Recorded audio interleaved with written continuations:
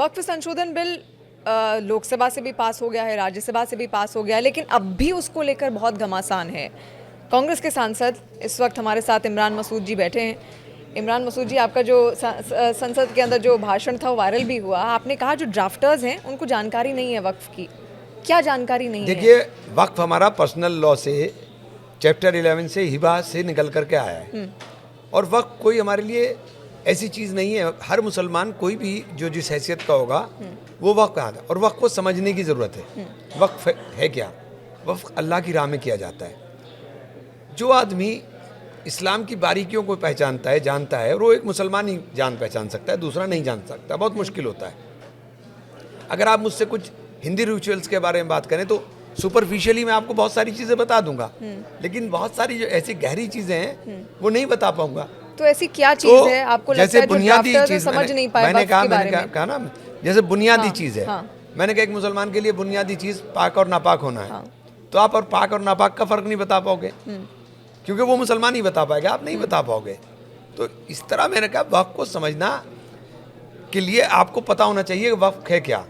आपने इसमें तमाम तरह के वो कर दिए। पहले शोर मचाया पूरे देश के अंदर कि वक्फ के पास इतनी ताकत है कि वो किसी भी जगह खड़ा होकर के वक्फ कह दे तो वक्फ हो जाए। नहीं, जब तक किसी आदमी की प्रॉपर्टी जो वक्फ कर रहा है या जो भी चीज़ वो वक्फ करना चाह रहा है उसकी 100% क्लियर ओनरशिप ना हो, वो वक्फ नहीं हो सकती। किसी मस्जिद में अगर इतनी सी भी जगह, एक हाथ के बराबर जगह नाजायज़ है, वो उसकी नहीं है, तो उसमें नमाज नहीं होगी।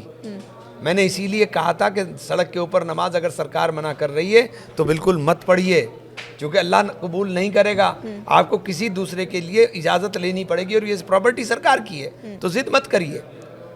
तो ठीक इसी तरह से ये जो शोर बचाया, नैरेटिव बनाने की कोशिश की, पार्लियामेंट में होम मिनिस्टर साहब ने कहा कि 39 लाख एकड़ लैंड हो गई।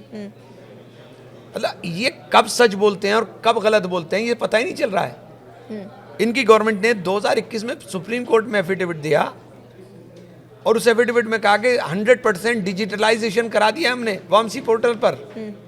और जब जेपीसी में आए तब कहने लगे कि हुआ नहीं। पार्लियामेंट में आप कह रहे कि एकदम अचानक यकायक प्रॉपर्टी बढ़ गई। कैसे बढ़ गई भाई? किसी ने इतना वक्त तो किया नहीं।